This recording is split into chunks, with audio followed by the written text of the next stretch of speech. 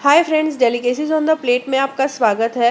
आज मैं बताऊंगी आपको घर पर काढ़ा बनाने की रेसिपी, जिसे हम सर्दी या खांसी में इसका सेवन करें तो हमें काफ़ी आराम मिलता है। इसे बुखार में भी काफ़ी आराम मिलता है।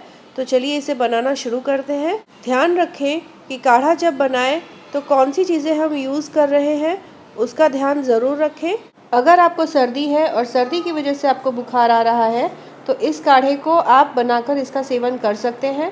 अगर आपको सूखी खांसी है तो इस काढ़े में आप तेज़पत्ता, लौंग 2 और बढ़ा लें और दालचीनी का 1 टुकड़ा और बढ़ाकर फिर उस काढ़े को बनाकर आप पिए तो इस काढ़े से आपको बहुत आराम मिलेगा।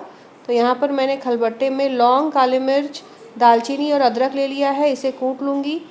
सॉसपैन में मैंने 2 ग्लास पानी डाल दिया था गर्म होने के लिए।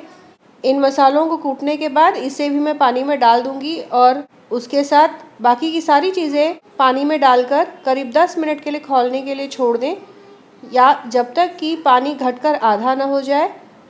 तो इससे हमारा काढ़ा जो तैयार होगा बहुत ही फ़ायदेमंद होगा। और काढ़ा बनाने का प्रोसेस यही होता है। तो यहाँ पर मैंने सारी चीज़ें कूट ली हैं। तो इस सॉसपैन में मैंने डाल दिया है तुलसी पत्ता, 1 छोटा बोल तुलसी पत्ता लिया था। उसके बाद अजवाइन, फिर इसमें मैं डाल दूंगी कूटा हुआ मसाला और साथ ही साथ मीठेपन के लिए डाल दूंगी 3 चम्मच गुड़। तो गुड़ सर्दी और खांसी में काफ़ी फ़ायदेमंद होता है।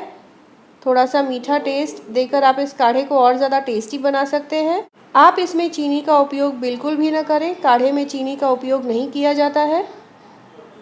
अब इसे मैं खौलने के लिए छोड़ दूंगी। एक बार पानी खौलने लगे फिर आंच को धीमा कर दें और पकने के लिए छोड़ दें। यहाँ पर देखिए काढ़ा हमारा तैयार है।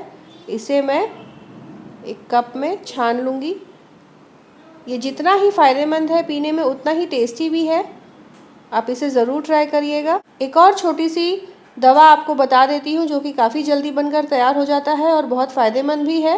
2 इंच अदरक का टुकड़ा मैंने ले लिया है। इसे कूट कर इसका मैं रस निकाल लूँगी। फिर हल्का सा गर्म करके उसमें बराबर मात्रा में आप शहद मिला लें और 1 लौंग को भून कर उसे दरदरा पीस कर उसमें मिक्स कर लें। और इसका सेवन खास तौर पर रात में सोने से पहले करें। तो ये दवा भी सर्दी और खांसी में बहुत फ़ायदेमंद होती है। तो यहाँ पर मैंने आपको 2 तरह की दवाई घर पर बनाकर सेवन करने का तरीका मैंने बता दिया है। अगर आपको मेरा ये वीडियो पसंद आया है तो लाइक, शेयर और सब्सक्राइब ज़रूर करें।